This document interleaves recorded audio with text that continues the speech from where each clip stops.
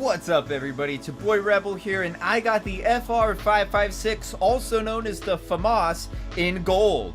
And I think this gun is a really great metaphor for this game because it can be very good, but it's not.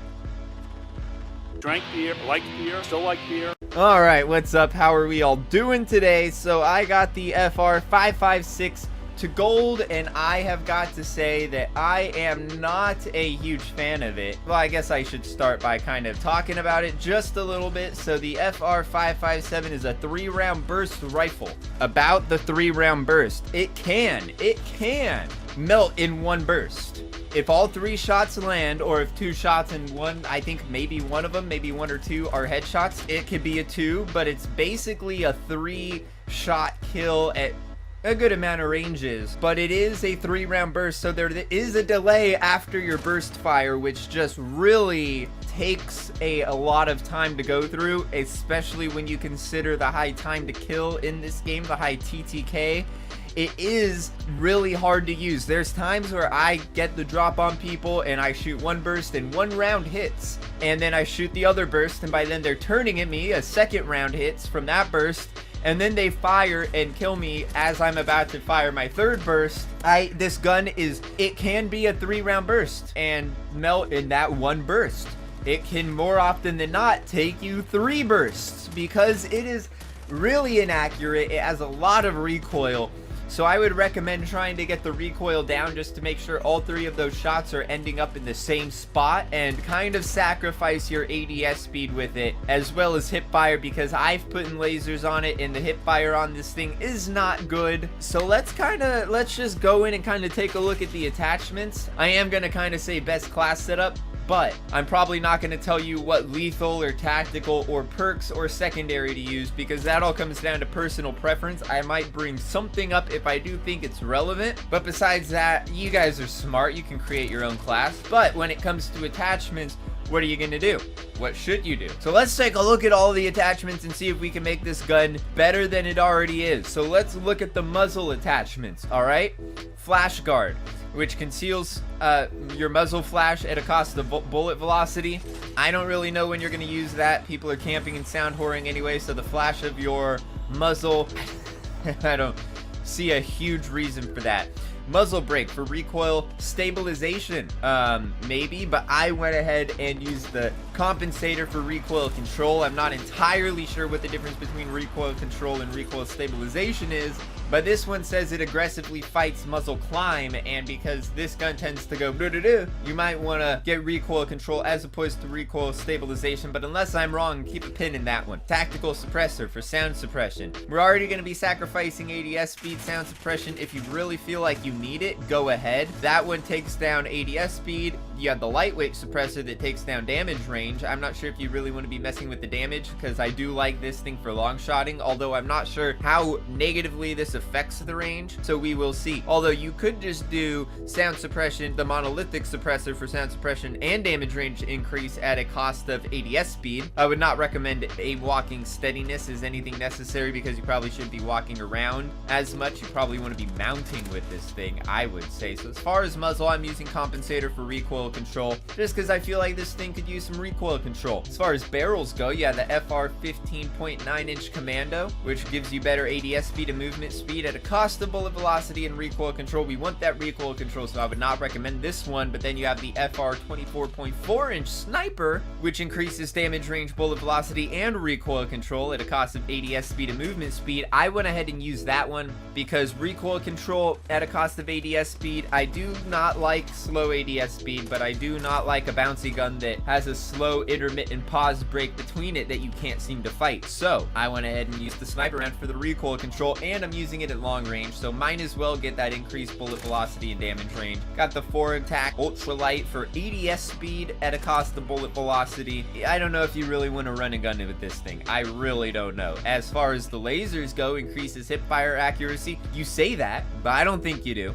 increases the 5 milliwatt laser, 1.21 gigawatts, hip fire accuracy, sprint to fire speed at a cost of the laser being visible if you really want it, but I would say hip fire accuracy, believe it when I see it. I don't believe it. Sprint to fire speed, don't think it's really necessary. You probably shouldn't be sprinting anyway. Tack laser for ADS speed, aiming stability, and aiming walk steadiness. If you really have an extra and you really want to increase your ADS speed, maybe use the tack laser. I'm not though. As for an optic, this comes down to personal preference, but I was using the Cronin C480 Pro optic at a 3.5 magnification, mainly because I was trying to unlock reticle challenges with the Conan specifically, although you could use variable zoom scope. I think I was using that one for a little bit for the 3.0 to the 5.6. That is not a bad choice. I would say anything over a 3 would probably be good, just because you're kind of want to be using this one for long distance and not short range. So I would say definitely go with the 3.0 or higher if you are going to be using an optic. You can use whatever you want though, that comes down to personal preference, but I'm aiming for this to be a long distance, hopefully 1 to 2 round burst if I could get with the headshot, and being that this is 3.5, pretty good compared to the 3.25. Maybe not as good as the 4, but it all comes down to personal preference. Stock FR Ultralight Hollow, for aim walk movement speed at a cost of aiming stability. I don't know why that would be relevant. Aiming stability at a cost of aiming walk movement speed for the Forge Tack Ballistic Pack, basically reverse stats of the last one. Although we don't really need aiming stability or aiming walk moving speed, but I'd say aiming stability might be better. But if you do want ADS speed, then you got the FSS Tack Wrap. But I would recommend, if anything, aiming stability. But then again, I feel like if you can aim good, if you can get onto target, this thing isn't going to move around too much on you, so it should be good. It is close distance you have to worry about with this thing. Aiming stability, not too relevant. Then you got the underbarrel attachments, and I'm just going to kind of skim through the actual attachments and not the bottom barrel attachments, the one that had a smoke screen, incendiary, explosive, concussive, flash, 12 gauge, recon. Yeah, I'm not going to be going into those. If you really want to use them on, you'd know which ones you want to use. I would say, if anything though, probably the 12 gauge deputy might not be bad, just because at close range you can just miss rounds from your burst and end up doing three bursts to drop somebody. That takes a long time. No one wants to do that. Commando foregrip, recoil stabilization and aiming stability at cost of movement speed, maybe. Merc foregrip, recoil control and hip fire accuracy at cost of ADS speed and aim walk movement speed. That one actually would not be bad for the recoil control, although I will say hip fire accuracy probably not necessary, and it does hinder your ADS speed. You got the tactical foregrip for aiming stability at a cost of movement speed. If you really think aiming if you can't land your initial shots with this gun and you feel like it's waggling too much, throw on something with aiming stability. Maybe tactical foregrip wouldn't be bad because it only costs movement speed. But then again, you got the old trusty bipod, which is crouch prone recoil control with no con. That is always good. I would actually highly recommend that, but I am not using it because I am using the Ranger foregrip, which has recoil control and aiming stability. You get that extra aiming stability and you don't have to be prone, and it only costs ADS speed and aim walk movement speed, which, as I said before, is not super necessary with this. You should be pre-aiming. ADS speed shouldn't be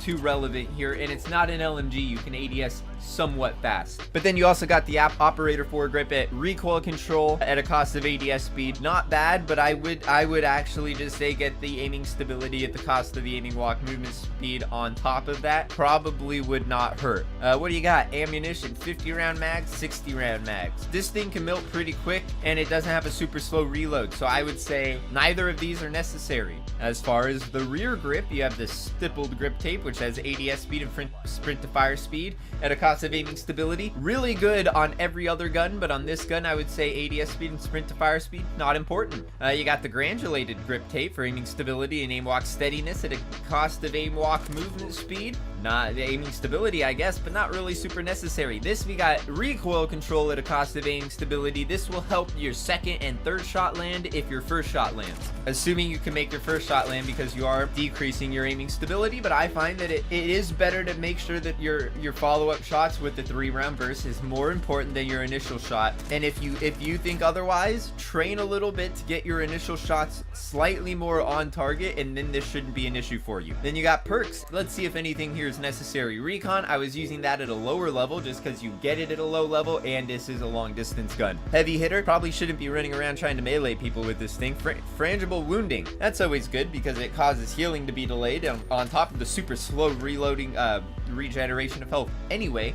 Fully loaded, if you feel like you're not going to be dying and you don't want to run an ammo pack and you're good enough to not die, go ahead. Fast melee, once again, probably shouldn't be meleeing with this. Mo money if you want some more XP to level up the gun and you feel like you can land headshots, although I feel like headshots are kind of hard to land. FMJ, maybe if you think you're shooting through cover a lot, or if you just happen to have an extra slot. Sleight of hand, not super slow reloading, I wouldn't recommend it. Frangible disabling, I don't know. I've never really seen the allure to this perk. And peace of mind, extended hold breath, I don't know, probably not. And there you have it. So what I have on my class, muzzle compensator, barrel FR 24.4 inch sniper. I got the Cronin C48 Pro Optic, Ranger foregrip, and the rubberized grip tape because I don't know, I just was doing good with it, and that's how I ended up getting gold with it. That was what I was using for a majority of it. As for what else I was using the Pila just because I am trying to get gold with it mainly. You can use a Deagle possibly, or the 357 with the snake shot just because this thing is not that good at close range.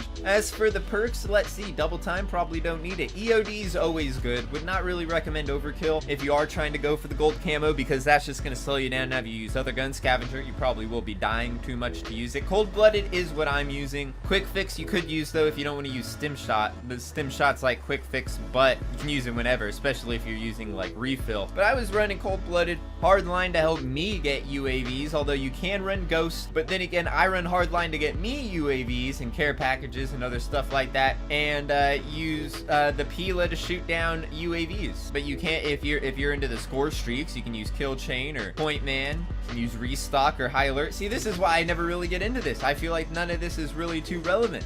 But let's see if anything sticks out. Spotter might help you if you're trying to flank or something. I was using amped, but that's just because I was doing it for rocket launcher challenges. So imagine my shock with that. Lethal, that's all personal preference. Tactical, that's all personal preference. I don't really get the best class setup. It should just be best attachments. But hey, your best class setup, I guess this one, and try to level up the Pila. I don't know, that's what I'm doing, and I got gold, but then again, I wouldn't really call this a gold camo challenge as much as I would call it a gold camo time pit grind. There's not really much of a challenge here. It is more just a long grind to get gold because it isn't too hard. So assuming all rifle challenges are the same, which I am fairly certain they are, 800 kills, that'll come. 125 headshots, that'll come. 160 crouching. That one actually, I had to go out of my way and crouch, but you just have to go out of your way to crouch. That's literally all it is. Hip fire kills. That one, it's relatively low, but I found this one to be a hard gun to get hip fire kills with. You kind of just got to run across them and get lucky. 100 long shots. Shoot House 24/7 is back. I don't know if you got the memo. Go there. Go to the barrel. Mount and aim at the other wall. Boom. Mounted long shots. Because that's oh, difficult. Topography. 100 mounted. I just said that. Same as the 100 long shots. You can do them at the same exact time if you mount and get long shots. Very nice. 180 kills, all attachments. I told you the attachments. Get some kills with that. 50 kills after reloading. I don't know. If you're having trouble, as soon as you spawn in, fire a shot. Wait until you think you're about to get to an enemy. Give yourself a little time. Maybe throw on sleight of hand because as I'm recalling, reload time isn't bad, but it's definitely not good. So fire a burst off. See an enemy, duck, reload, peek back up, try to get him, shoot a burst, reload. Hope it starts counting. In fact, as long as you just kind of fire and then reload right when you think you're about to go for the mounts or the headshot glitches on Shoot House, shoot a burst right when you spawn in, reload, and then hop up on there and hope you get a kill within like 5 seconds, and then boom, it'll count. 110 kills, no attachments. You know all the attachments I told you to use? Don't use any of them and get kills. 35 3-kill streaks. Kill 3 enemies without dying. It's not a bloodthirsty. It's a little more easy than a bloodthirsty. You really shouldn't have issue with this. If you are, use it more. Use the attachments I told you and play long distance. I don't know. If you're having trouble going for 3 kill streaks 35 times with the FR, I would basically recommend not going for gold because you're going to have to get 3 kill streaks with a lot of other guns. And the SMGs are a little more difficult, so you may have some issues here. But if you're just here for attachments, I already told you all of them. So I don't know. I don't know what you're still doing here. But I do appreciate the company. So yeah, basically that's it. Just play with it. It's a grind. It's a grind, and it is not a challenge. It's a grind, not a challenge. And before you know it, you'll get completionist and maybe get platinum. This is my, let me see, 1, 2, 3, 4, 5. This is my 5th gun in gold. Although I am very close to getting the Model 680 as well as the Pila to gold. I won't be doing a video on the Pila because, well, let's face it, I'd probably just do a video on all the launchers at once because I wouldn't even watch an entire video on the Pila. That'd be more boring than this. Jesus. But yeah, gold. It's nice. It's fun. It's good because I'm not gonna have to use this gun again, and I probably don't want to use this gun again because I would recommend if you're just like, is this a good gun? Should I invest my time in this if I'm not going for gold? No. Unless you're really accurate. Unless you are really accurate and you feel confident that you can land all 3 shots from the burst, which I can sometimes. You can't always. It takes 3 bursts to kill some enemies for me. 4 if I just happen to miss one of them. It's not great. It is not great. And that's gonna wrap this one up. Thanks for watching. Drop a like if you enjoyed all of that good stuff. Subscribed. Are you subscribed? Apparently not a lot of my viewers are subscribed, but then again, I have to assume when it says 91% of your viewers aren't subscribed, I'm assuming you're just talking about the COD World War II mapped ranks, because that's at like 5,000 views, and no, I don't have 5,000 subscribers. No, I have 141. But when I post the video and it says 15 views, I have to assume you're all subscribers. So I don't know what's going on. Who knows? Who can tell?